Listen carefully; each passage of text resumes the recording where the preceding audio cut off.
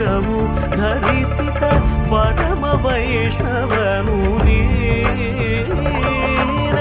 ಗರುಡ ಗಮನ ನಮ್ಮ ಪುರಂದರ ವಿಠಲನ ಪ್ರಾಣ ಪ್ರಿಯನು ನೀನೆ. ಚಂದ್ರಚೂಡ ಶಿವಶಂಕರ ಪಾರ್ವತಿ ರಮಣ ನಿನಗೆ ನಮೋ.